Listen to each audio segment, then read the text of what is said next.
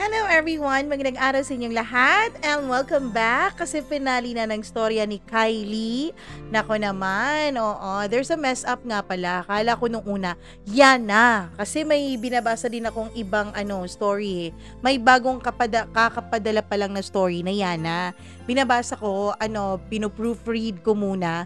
Tapos, na-messed up na. Yung Kylie naging yana na. So, pasensya na po kayo.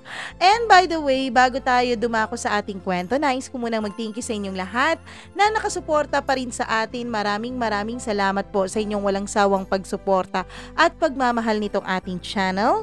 Hi kay RD Edria, maraming salamat. Josephine La Chica, Liza Teves, Felix Raida, shout out daw sa Medical Records Department, Alona Uning, Kerr Aiko, Jerubin na palagi raw nakaabang sa ina-upload natin. Maraming salamat. Vicky Bayato, thank you so much. From Ortigas na lagi naman ding nakikinig sa atin. Maraming salamat po sa inyong lahat na nandyan sa Ortigas na nakasuporta sa atin, nagmamahal at nakikinig. Thank you so much dahil minamahal nyo pa rin kami. Aksa Heliana, Maria Elena Abe, maraming salamat. Reynalyn Santos, Rosana Gonzalez, thank you so much. Hello din kay Elizabeth Lagunday, kay Sally Buma, kay Marilyn Castillo, hello rin kay Angelita Villapuerte, Chazi Chay, shout out from Barangay Esperanza, Inupacan, Leyte. Hello sa inyo, silent listener from December 2023. Maraming salamat. Danica Dedal, maraming thank you. Leticia Amante, maraming salamat sa laging pakikinig. Rosana Crisostomo, Rosemary Perez, thank you so much. Hello rin ako kay Ma'am Judith McGovern, thank you very much sa laging pagsuporta at pagmamahal nitong ating channel. Maraming salamat din kay SP Amor Groyal. Hello din kay Christina Sison, kay Rosemary Marinay, hello sa'yo. Kay Rico Hernandez, maraming salamat. Mr. Maharlika at sa lahat po ng ating tagapakinig. Huwag na nating patagalin pa. Eto na ang finale at huling bahagi ng kwento natin dito lamang sa Dear Mama Mia.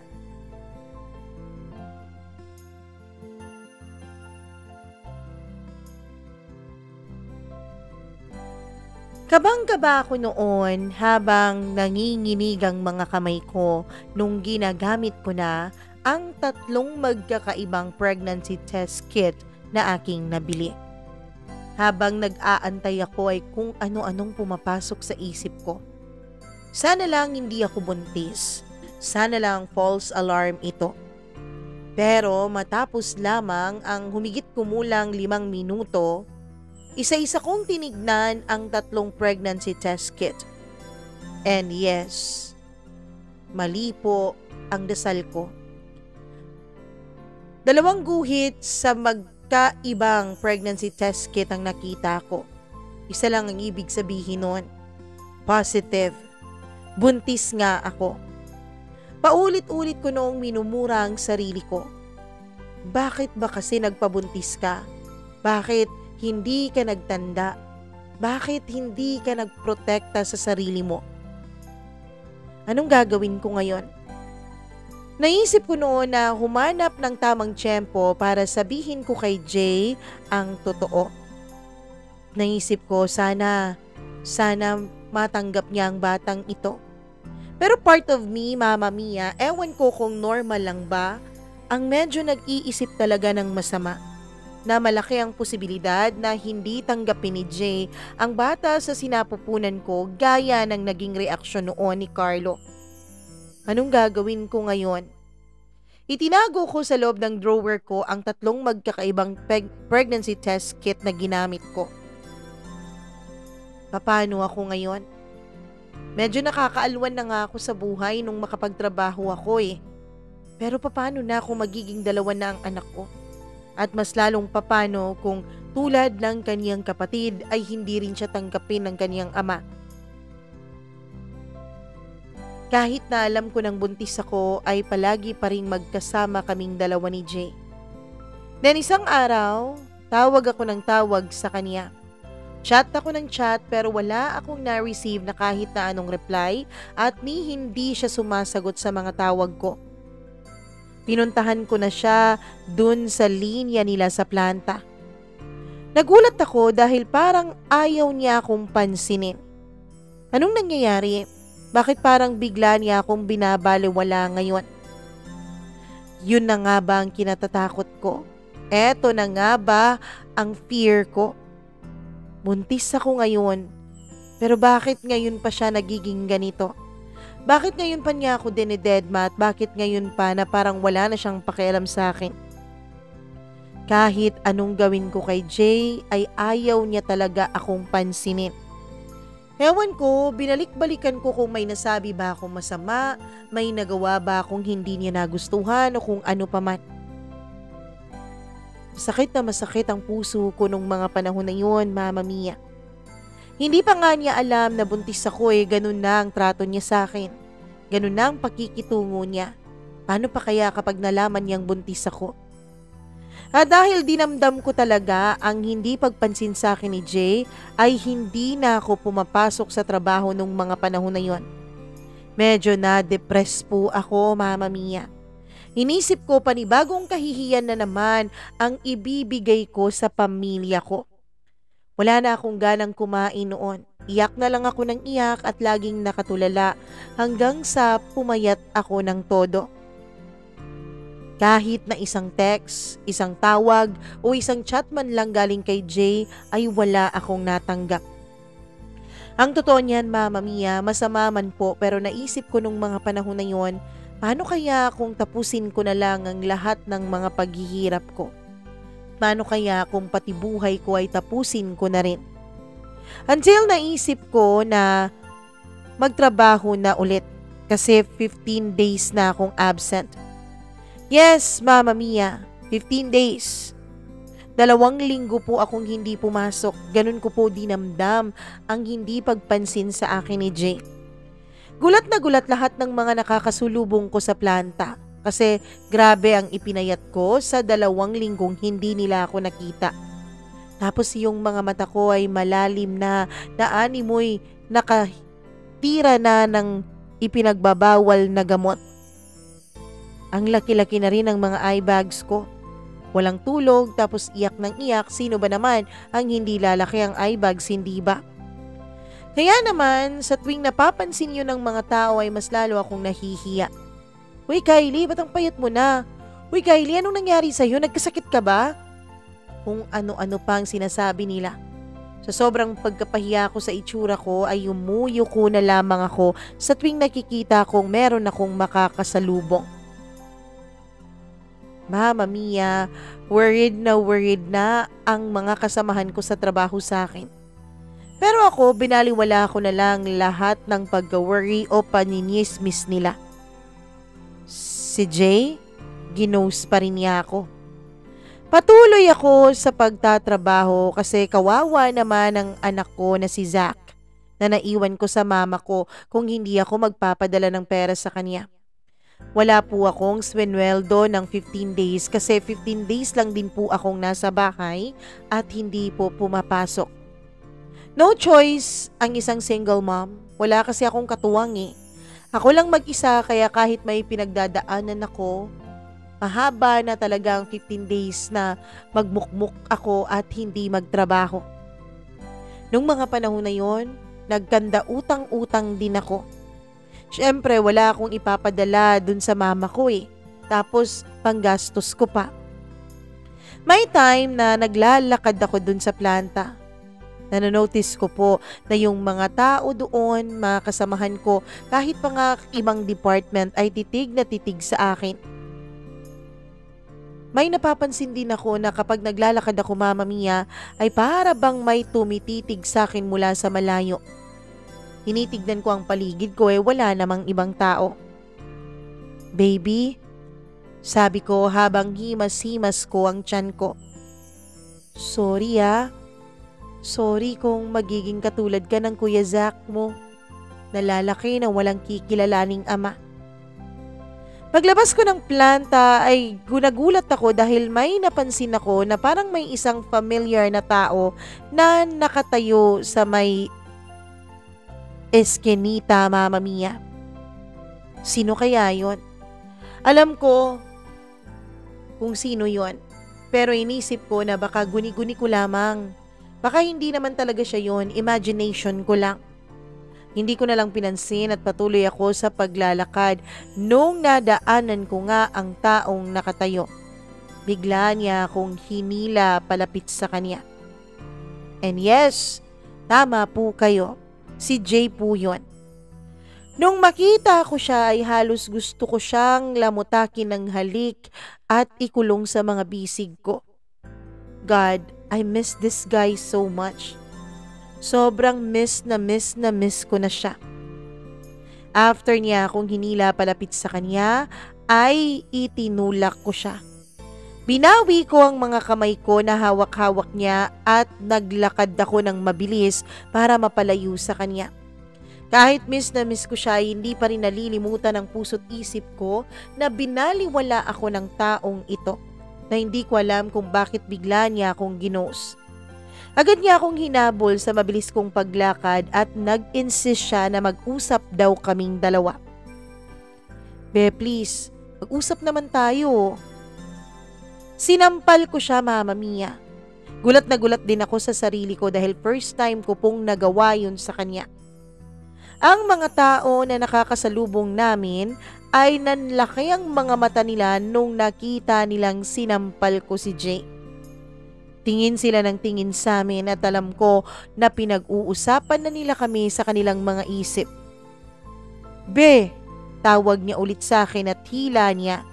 At nung hinawakan niya ako ay sinampal ko ulit siya. Malakas na sampal yon dahil nasaktan siya, Mama Mia.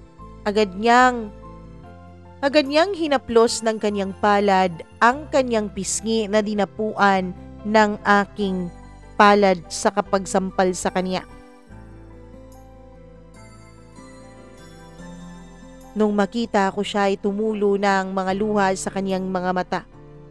Minura ko siya ng minura, Mama Mia. Oo, may parte sa puso ko na naawa sa kanya dahil alam kong masakit talaga ang dalawang sampal na iginawad ko sa kanyang magkabilang pisngi. Pero naalala ko pa rin na mas masakit nga pala yung ginawa niya sa akin. Walang hiya ka, hayop ka?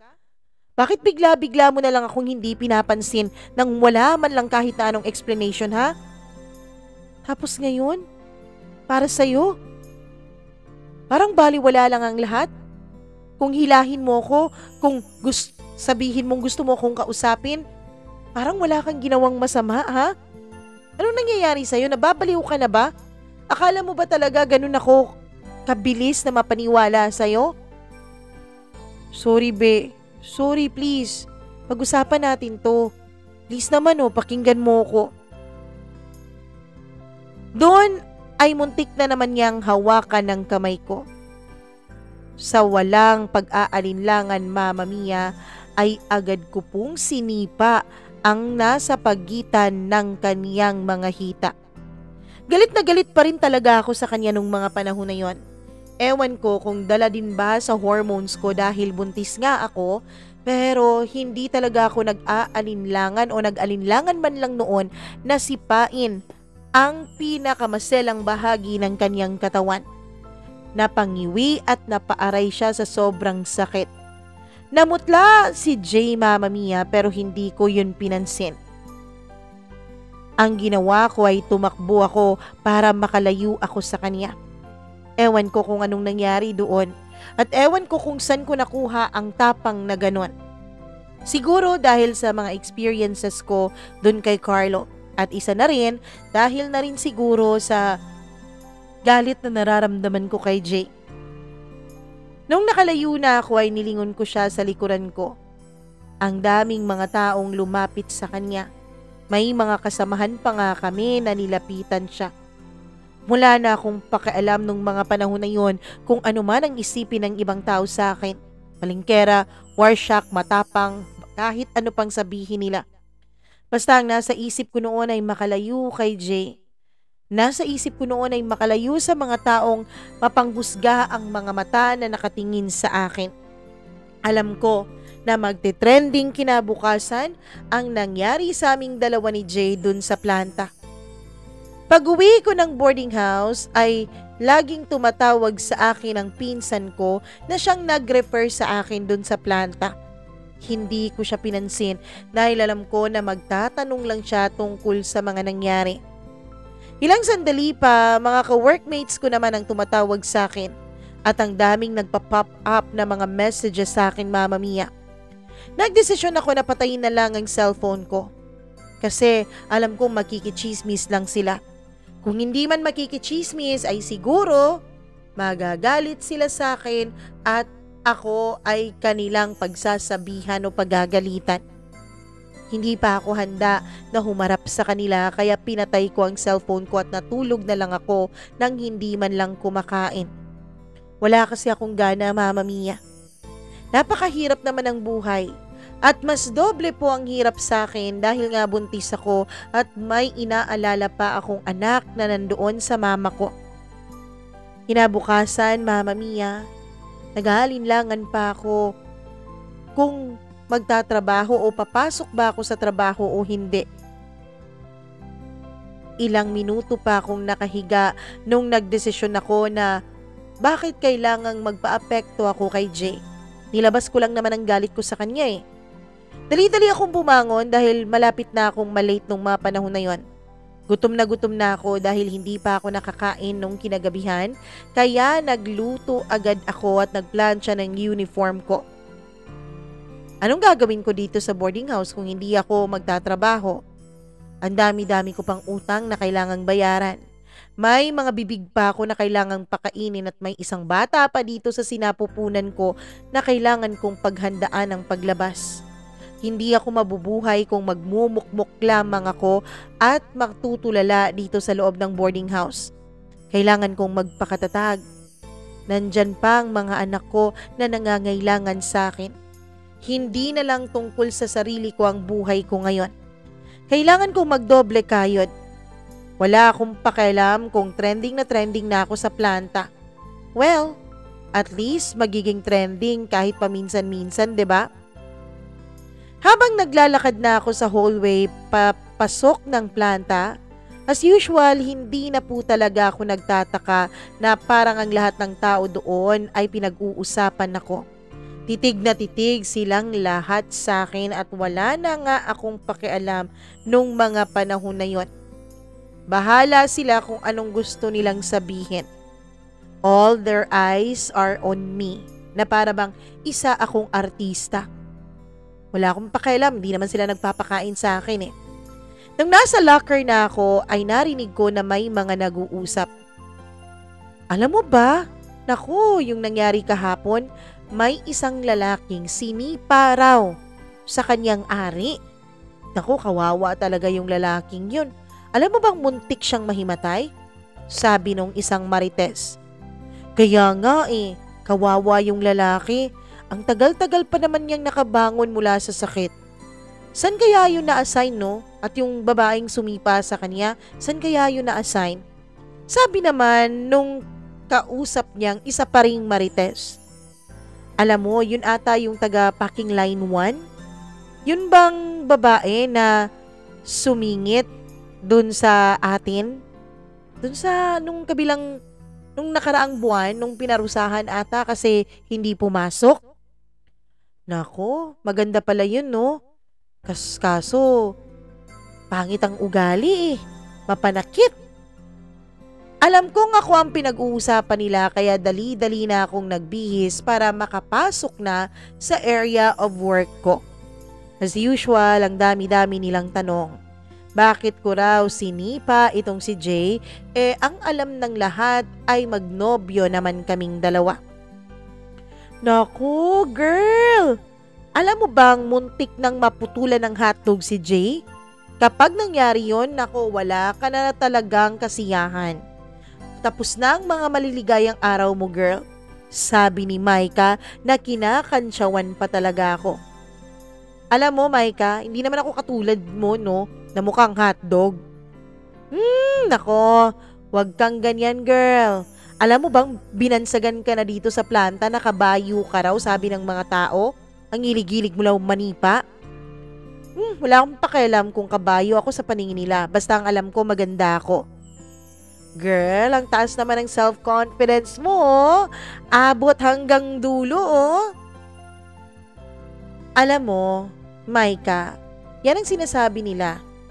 Kung pangit ka man sa kanilang paningin, well, ibahin mo sa paningin mo. Alam mo, ikaw talagang babae ka. Hindi talaga kita maiintindihan. Mama Mia, wala naman na akong magagawa. Pinag-uusapan na ako ng lahat at nangyari na nga ang mga nangyari. So ano pa bang magagawa ko, 'di ba? Kundi ang tiisin na lang ang mga usap-usapan ng lahat doon sa loob ng planta. Well, bahala na si Batman. Wala namang mangyayaring iba eh. Isa pa, ang mabuti na lang doon ay hindi nag-report itong si Jay. Kasi kapag nangyari yun, kapag nagkataon, behadong matatanggal ako sa trabaho o di kaya ay baka masuspend pa ako.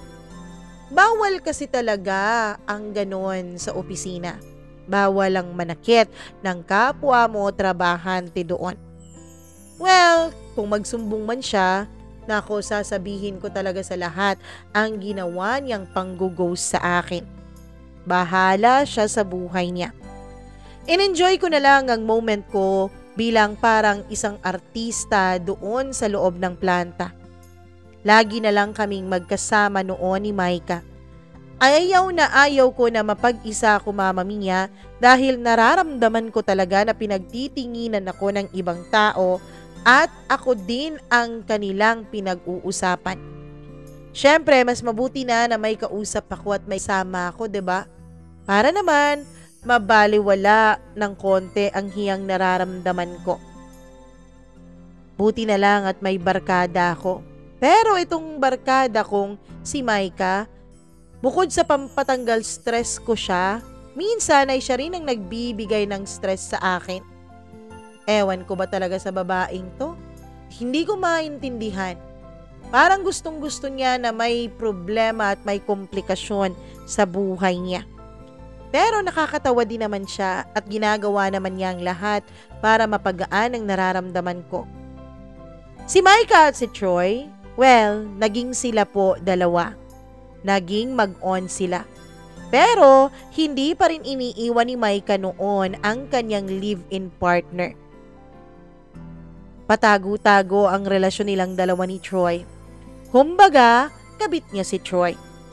May time pa na basta hindi po ako naka-duty at nasa boarding house pa ako, ay agad-agad niya akong sinasabihan na kung pwede raw ba ay doon sila sa kwarto ko ni Troy. Parang ginagawa nilang lodging house ang kwarto ko dahil sabi nga niya, magastos daw dun sa lodging house. Buti daw dun sa kwarto ko, pwede silang magluto ng instant noodles. Grabe talaga. Sabi niya, mas mae-enjoy din daw niya dun sa kwarto ko kasi walang time limit. Sa lodging house, 3 hours lang. Like sa boarding house ko, nakaka 12 hours po sila dun sa loob. Kahit saan-saan na lang ang ginagawa nilang para usan ni Troy. Ako naman ay hindi naman din ako na-e-stress. Kasi pumupunta sila doon kapag day off nilang dalawa at ako ay nagtatrabaho. Kapag nakauwi na ako ng bahay ay malinis naman ang kwarto ko tapos may pagkain pa talaga. Tapos si Maika din ang naglalaba ng uniforme ko kapag nandun siya sa boarding house ko. So hinahayaan ko na lang sila na gamitin ang boarding house ko sa kanilang kalaswaan. Well, hindi naman akong may-ari nun eh. Hindi naman akin yun. Weeks have passed. Para po ako noon na medyo nasasanay na rin sa issue dun sa planta. Sa sipa issue ko. Habang nasa trabaho ako ay parang itong pinsan ko ay hindi po talaga mapakali. Parang nahihiya din siya dun sa mga kasamahan niya kasi matagal na siya dun sa planta. Nahihiya siyang pansinin ako. So ang ginawa ko ay pinuntahan ko siya. Ate, ano nangyari sa'yo? Bakit parang hindi mo na ako pinapansin? Wala naman. Nagulat lang ako sa'yo dahil parang ang payat-payat mo na. Diet kasi ako ngayon ate dahil mahal ng bigas ano. Ikaw talaga, huwag kang masyadong magpapapayat. Hindi bagay sa'yo. Mas bagay sa'yo yung medyo chubby ka. Oo, okay na. Kakain ako ng marami kapag nakauwi ako dun sa atin. Tungkol sa pagbubuntis ko, Mama Mia, si Maika lang po ang nakakaalam ng sitwasyon ko. Lagi niyang ini-insist sa akin na kausapin ko na raw si Jay. Sabi niya, makinig daw ako sa explanation ni Jay at baka naman meron itong valid reason sa ginawa niyang hindi pagpansin sa akin. Sabi niya, unfair daw sa side ni Jay na hindi ko man lang sinasabi dito ang tungkol sa magiging anak naming dalawa. Unfair din daw para sa bata at para sa akin na hindi ako panagutan ni Jay. Kaming dalawa naman daw ang nagpapakasarap sa paggawa ng batang ito kaya marapat lamang na kaming dalawa din ang maghirap sa pagpapalaki nito. Sabi din niya ay nakikita daw niya na mahal ako ni Jay. Guni-guni mo lang mo yun, Maika. Nakikita mo lang ang gusto mong makita. Nako, girl. Ako nakakakita kung paano ka tignan ni Jay, ano? Mahal ka nun. Pero ako, Mama Mia, hindi ko naman talaga alam kung paano ko kakausapin si Jay. Galit pa rin talaga ako sa ginawa niyang panggughost sa akin. Tapos, isa pa, Mama Mia, tanong ng tanong daw si Jay sa kanya kung bakit daw payat na ako. Nag-worry daw ito sa akin. Nako, Maika, wag mo nang palakasin yung best friend ng boyfriend mo dito sa akin kung pwede ba? Hindi naman sa inilalakad ko sa'yo si Jay, Kylie. Pakinig ka lang sa sasabihin niya kung bakit hindi ka niya pinansin. Pakinggan mo lang. Kung ayaw mong maniwala, hindi. At least napakinggan mo, di ba? Pwede ba, Maika? Hayaan mo na ako sa desisyon ko. Buhay ko to at alam ko kung anong ginagawa ko. Pailing-iling lang noon si Maika na para bang sinasabing hopeless case na ako. Rest day ko, nag-text si Maika sa akin na pupunta raw kami dun sa bahay ni na Troy. Una, ayoko pa kasi ang gusto ko ay magpahinga at matulog na lang. Magto 2 months na rin ang tiyan ko nung mga panahon na ito. Nahihirapan ako dahil nag-crave na ako ng kung ano-anong mga pagkain pero wala namang ibang nagbibigay noon.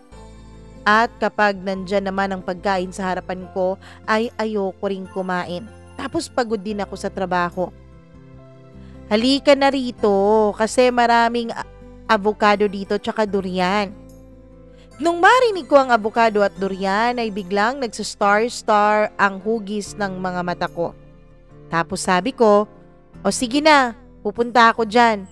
Basta may avocado at durian na. Dali-dali akong naligo at naghanap na ng damit na maisusuot ko. Nagkita na lang kami ni Maika sa isang mall sa Jensen. And then sabay na kaming pumunta doon kina Troy. Pagdating namin sa bahay ni na Troy, ang bango-bango naman talaga ng durian. Napakasarap. Tapos may mga avocado pa na native. Yun bang napakadikit at napakalagkit na avocado? Yun bang hindi na nangangailangan ng asukal? As in satisfied na satisfied talaga ang buntis. Kumain ka lang dyan, Kylie, ha? Kasi bibili muna kami ng ulam sa palengke. Sabi ni Troy. Anong gusto mong ulamin, girl? Tanong naman ni Maika.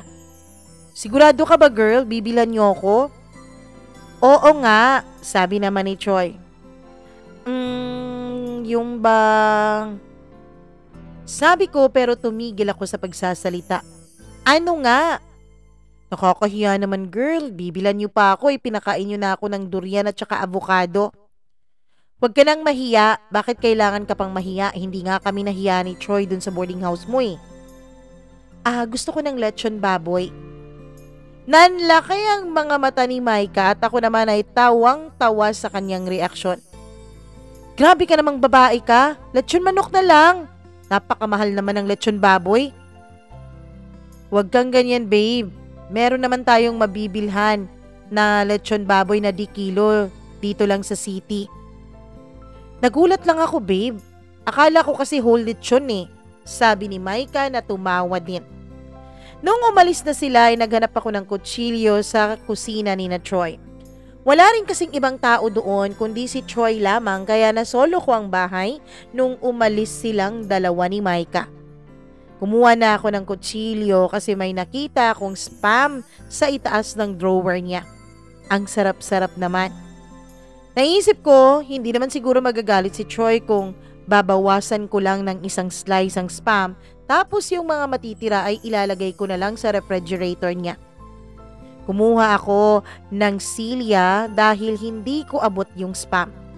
Medyo mataas kasi yung kinalalagyan ng drawer nila. So careful ako noon na sana wag akong mahulog dahil walang ibang tutulong sa akin doon. Nung inaabot ko na yung spam ay biglang may sumigaw. Dali-dali akong bumaba pagkakuha ko ng spam at tinignan ko ng masama yung sumigaw na tao. Ano bang pakialam mo kung mahulog ako dito ha? Wala ka ng karapatan sa akin. Wala ka ng karapatan kaya wala kang pakialam. Langya kang hayop ka. Speechless si Jay nung mga panahon na yon. And yes, Mama Mia, si Jay ang lalaking sumigaw at ang isinigaw niya ay baka mahulog daw ako sa silya. Ilang sandali pa ay lumapit siya sa akin at hinawakan niya ang dalawa kong kamay. Pwede ba? Huwag kang humahawak-hawak sa akin. Binawi ko ang kamay ko na hawak-hawak niya. Sorry na, be. Huwag kang mag-sorry dyan. Wala ka naman talagang obligasyon sa akin. Tumalikod ako sa kanya dahil pupunta sana ako sa may sala kaso bigla niya akong niyakap mula sa likuran ko. I miss this. Namimiss ko ang yakap na to. Please, huwag mo namang sabihin sa akin na wala akong obligasyon sa'yo dahil alam kong meron. Wala. Ano to? Sabi niya habang hinahawakan ng kamay ko. What the? Wait nga, alam niya? Humarap ako sa kanya. Alam mo? Tumango-tango siya. Sino magsabi sa'yo? Babe, let me explain please. Pwede ba makinig ka muna ng maayos? Sabi niya at kinuha na naman niya ang kamay ko at saka hinalikan. So all this time ay alam pala niya na buntis ako. In my mind, na kaya siguro siya naging cold sa akin bigla at dinedman niya ako dahil siguro natakot siya sa mga responsibilities na dala ng pagkakaroon namin ng anak. Alam ko na buntis ka, be. Yung pinsan mo ang nagsabi sa kanya. Ano? Hindi ko naman sinabihan ng pinsan ko na buntis ako, Mama Mia. So paano nga niya nalaman? Paano nalaman ng ate ko? Hindi naman niya alam wala naman akong pinagsabihan. That time daw kasi nung pumunta siya dun sa boarding house mo tapos wala ka, ang sabi ng ka-boardmate mo na may binili ka lang daw sa may tindahan. Kaya ayun, pinapasok siya sa loob ng kwarto mo. Kasi bukas naman ang pintuan ng kwarto mo at pumasok siya. Nakinig lang ako habang sinasalaysay ni Jay sa akin kung paano na-discovery ng pinsan ko ang tungkol sa pagbubuntis ko. Tapos naiihiraw siya. Nung pumunta siya dun sa may CR mo, wala ka raw tissue kaya naghanap siya. Ayun, napunta siya dun sa drawer mo. Pagbukas niya sa drawer mo, nakita niya raw yung 3 pregnancy test kit. Kinuha niya tapos nilagay niya sa bulsa niya at dali-dali siyang umuwi. Kinabukasan, papasok ako ng trabaho, ay inabangan niya talaga ako sa may hallway. Pagkatapos ay pinagalitan niya ako. Ano raw ang plano ko sa'yo buntis ka raw.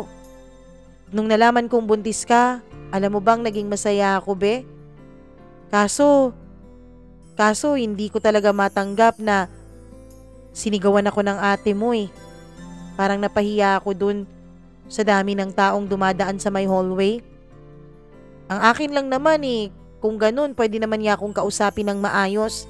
Hindi ko naman tatakbuhan ang responsibilidad ko, be. Paninindigan naman kita pero wag lang yung ganun na ipapahiya ako sa ibang tao. Sinabihan ko ang pinsan mo na hinaan niya ang boses niya. Tapos bigla naman akong sinuntok nung boyfriend niya. Kaya yun, nagulat ako. Ginantihan ko. Gumanti ako sa suntok na yun. Kaya nagsuntukan kaming dalawa. Tapos may nag-report pala sa amin sa pulis. Kaya yun, pumunta kami sa police station. Kasama yung pinsan mo. Pinablatter nila ako eh. Yung rason niya, sinuntok ko raw yung kanyang boyfriend at hinaras ko raw siya. Hinaharas din daw kita. Meron pa nga silang isang kasamang babae na yun ang pinakilala ata nila dun sa pulis na ikaw daw. Ang sabi ng pulis, bawal daw akong lumapit sa'yo. Bawal daw ako dahil yun daw ang sabi mo. May pirma ka pa nga doon sa blatter eh. Nung kinausap ko ulit ang pinsan mo, kasi hindi kita makita nung araw na yon, ang sabi niya, oo nga, kayong araw dalawang magkasama. Kayong tatlo ng boyfriend niya ang magkasama dun sa police station. Tapos, sinabi mo raw doon na ayaw mo na akong makita at ayaw mo na akong makalapit sa'yo. Gulat na gulat ako, Mama Mia. Like what? Wala nga akong alam na may nakasuntukan itong si Jay eh. Akala ko mabilis kumalat ang chismis dun sa aming planta pero bakit hindi ko nabalitaan yung pagsusuntukan nilang dalawa ng boyfriend ng pinsan ko? At paano nagawa ng pinsan ko yun sa akin? Kaya pala iwas na iwas siya sa akin. Akala ko ay kinakahiya niya lang ako. Akala ko ay kinakahiya niya lang ang pagsipa ko noon kay Jay. Yun pala ay may ginawa siyang masama sa akin. Niyakap ko si Jay at nagsorry ako sa mga nagawa ng pinsan ko sa kanya. Alam ng Diyos, Kylie, kung gaano kita kamahal. Kahit nga mga kabarkada ko, lagi nilang sinasabi sa akin na iwanan na lang kita. Kasi baka gawin mo lang daw akong tagabuhay mo sa inyong dalawa ng anak mo. Pero hindi ko sila pinakinggan, be. Pwede naman talaga kitang iniwanan nung malaman kong buntis ka eh. Nung sinabihan ako ng pinsan mo na lumayo sa'yo, pwede naman akong umalis. Pwede naman akong maghanap ng ibang trabaho pero hindi ko ginawa dahil ayoko. Hindi ko kaya. Iniisip ko pa lang na iwanan ka para na akong mamamatay sa idea na hindi kita makikita. Mahal na mahal kita. Kahit may anak ka na tanggap kita. Yan ang lagi mong tatandaan. Mahal na mahal din kita. Kaya naman para akong nabaliw nung time na bigla na lang umiwas ka sa akin at bigla mo na lang akong hindi pinansin, Jay eh. Tingnan mo, ang laki ng ipinayat ko dahil depressed na depressed ako dun sa ginawa mo. Alam mo bang masakit para sa akin na hindi ka pansinin? Every time na dumadaan ka sa harapan ko, masakit na masakit talaga. Gusto kitang yakapin. Kaso papano? Nandyan ang pinsan mo. Tapos ang akala ko talaga, ikaw ang may ayaw na lumapit ako sa'yo. Sorry, be. Sabi ko at niyakap ko siya. Ayusin natin to, be, ha? Huwag ka nang magalit sa akin. Kasi akin naman yung dinadala mo eh. Baka kung mapano pa yung baby natin. Nung marinig ko yun ay hindi ko po ma-explain ang naramdaman ko, Mama Mia. Kahit ano pang sabihin nila nung mga panahon na yun, ay para po akong idinuduyan sa alapaap. Ito ang tatandaan mo, Kylie, ha? Kahit ano pang sabihin nila, basta ako ay paglalaban kita. Kaya ayoko mawala ka sa buhay ko. Kaya kahit sa ayaw mo at sa gusto, ay magsasama tayong dalawa. And yes, Mama Mia, pagkatapos ng araw na yon ay nag-live-in na kami ni Jay. Lumipat kami sa maliit lang na bahay. Sabay kaming pumapasok dalawa sa trabaho. At tungkol naman sa pinsan ko, kinumpronta ko po siya. Nagalit ako sa kanyang ginawa kung bakit niya ginawa yun kay Jay at kung bakit siya pala desisyon sa buhay ko. Pero despite sa galit ko dun sa pinsan ko, Jay insisted na patawarin ko na lang daw dahil mahirap daw ang sitwasyon ko at buntis ako. Tapos mas nakaka-stress daw sa akin kapag nag-iisip ako na meron akong kaaway. Tama naman si Jay kaya pinagtawad ko na lang ang pinsan ko. Lumipas pa ang ilang buwan, pinatigil na ako ni Jay kasi baka raw kung anong mangyari sa akin dun sa planta. Masyadong busy na kasi ang planta nung mga panahon na yon at madulas ang daanan. Baka raw ako ay madulas at mapano pa ang anak namin. Jay knows kung anong dinanas ko dun sa previous partner ko. Dun kay Carlo. Hindi naman po big deal yun kay Jay, Mama Mia. Ang totoo niyan ay para po akong dalaga kung ituring niya.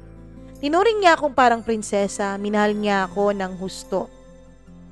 Akala ko nga noon ay hindi na ako makakahanap ng lalaking katulad niya. Ng lalaking tatanggap sa akin at sa anak ko.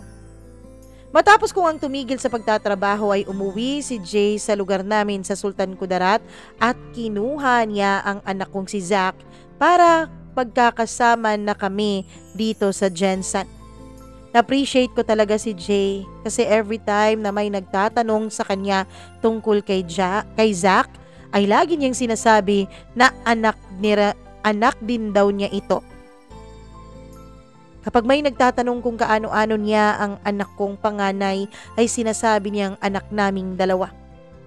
6 months na ang tiyan ko nung inaya ako ni Jay na pumunta kami sa city.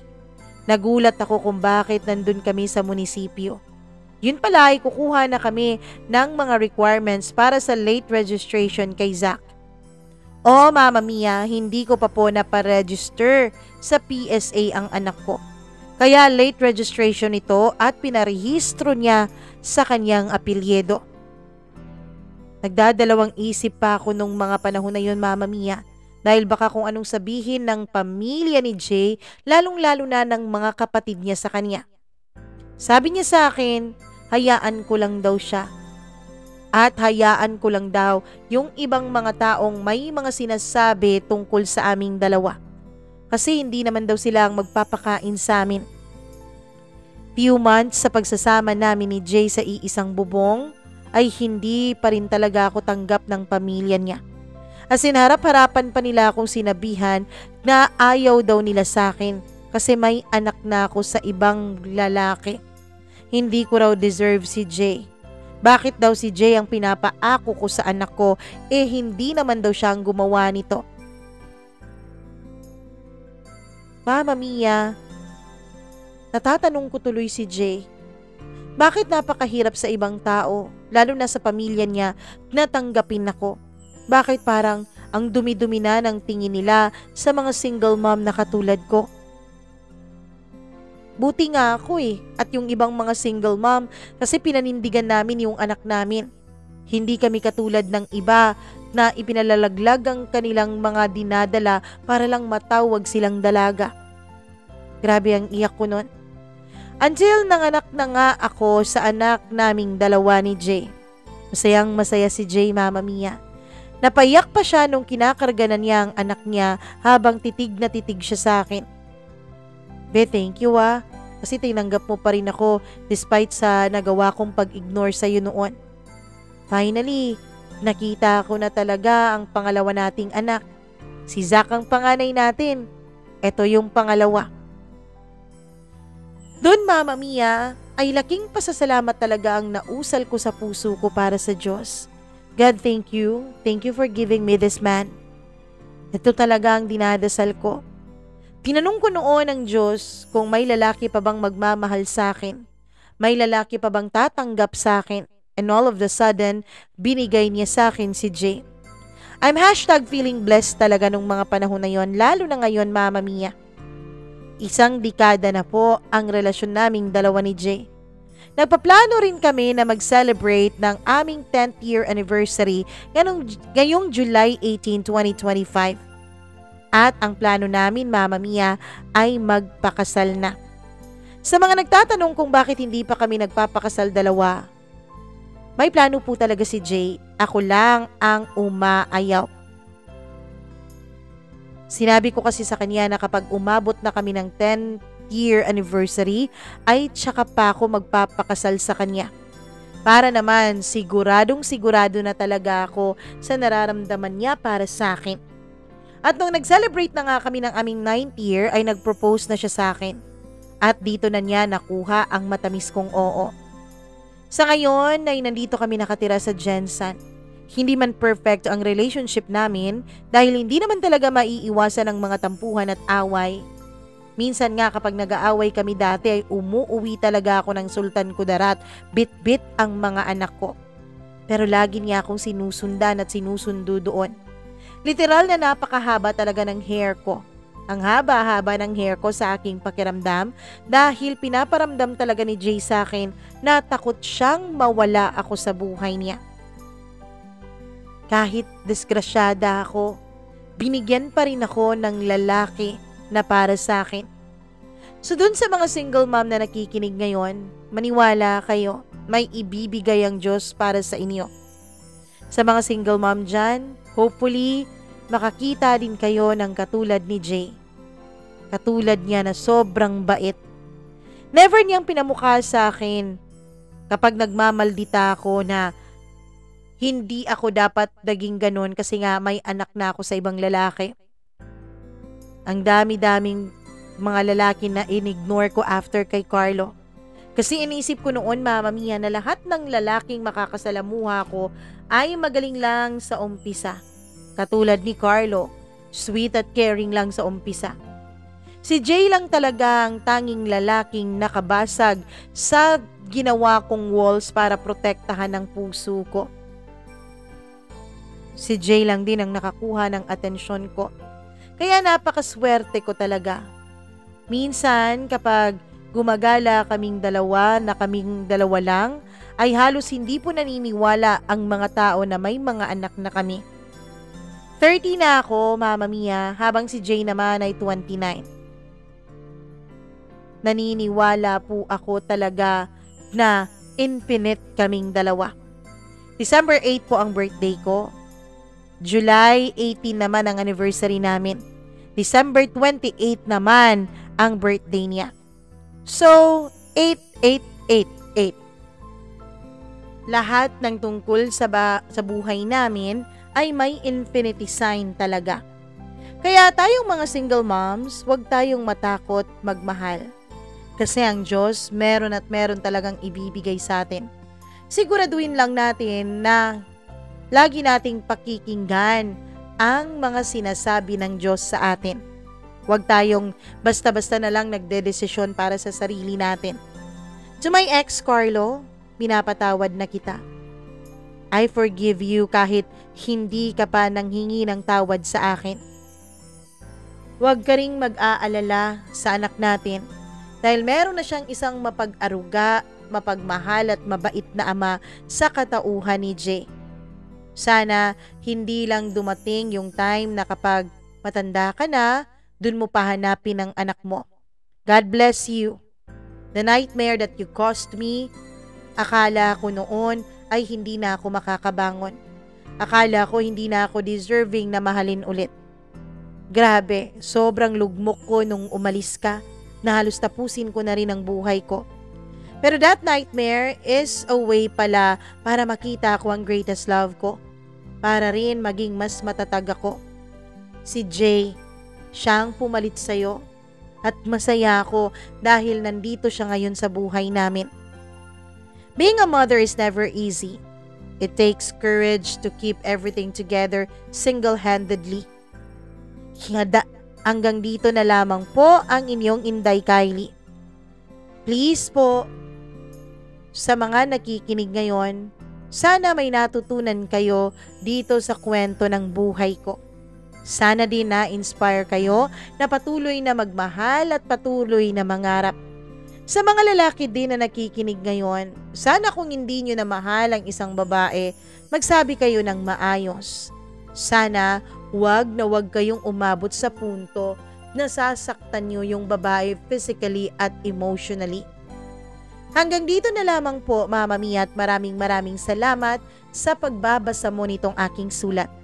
Lubos na nagmamahal, Kylie.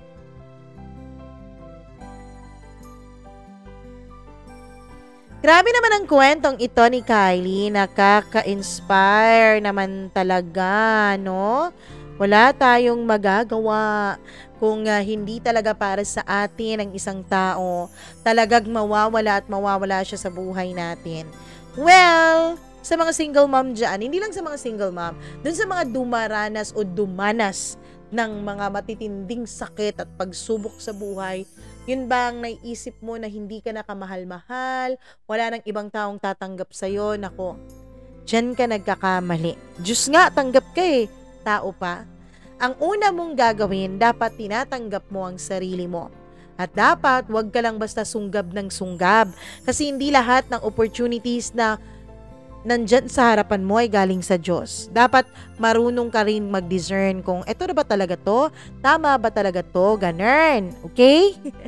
Maraming salamat po sa inyong pagtitiwala. Lalo ka na, Kylie, sa pagbabahagi mo ng iyong kwento dito sa ating programa. Sa mga nakikinig po ngayon, please do like and share this video.